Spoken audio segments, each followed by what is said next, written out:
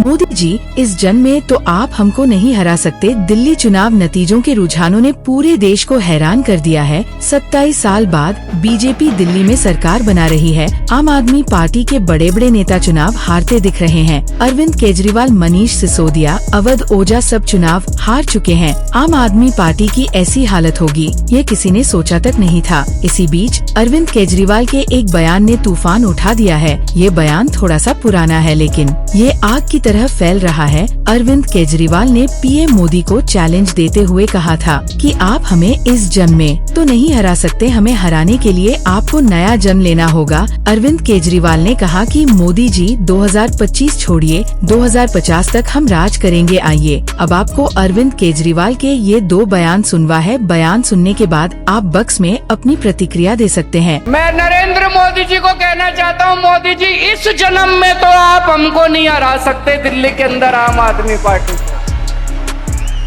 आपको दूसरा जन्म लेना पड़ेगा, इस जन्म में तो नहीं हरा सकते आप आम आदमी पार्टी को दिल्ली में। नमस्कार।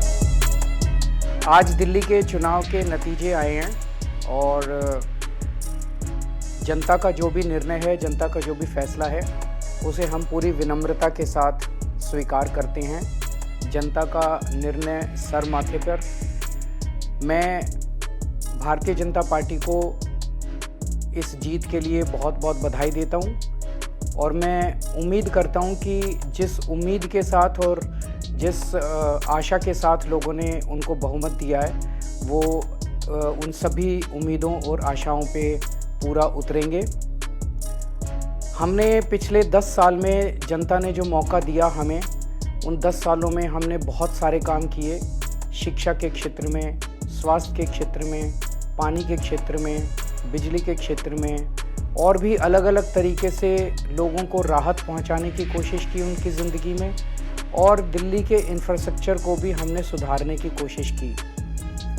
अब जो जनता ने हमें निर्णय दिया है, हम न केवल एक कंस्ट्रक्टिव ऑपोजिशन का रोल निभाएंगे, बल्कि हम समाज सेवा, जनता के सुख दुख में काम आना, व्यक्तिगत तौर पे जिसको भी जो ज़रूरत होगी, हम लोगों के सुख दुख में हमेशा काम आएंगे। क्योंकि हम राजनीति में कोई सत्ता के लिए नहीं आए, हम राजनीति को एक ज़रिया मानते हैं जिसके ज़रिए जनता की सेवा की जा सके, जिसके ज़रिए लोगों के सुख दुख में काम आया जा सके। वो काम हम करते रहेंगे और हमें आगे भी इसी तरह से जनता के सुख दुख में काम आना है। मैं आम आदमी पार्टी के सभी कार्यकर्ताओं को बहुत बहुत बधाई देना चाहता हूं। वो बहुत शानदार चुनाव लड़े, बहुत मेहनत की, उन्होंने बहुत कुछ सहा इस पूरे चुनाव के दौरान। उन्होंने बहुत शानदार चुनाव लड़ा, इसके लिए मैं उन सबको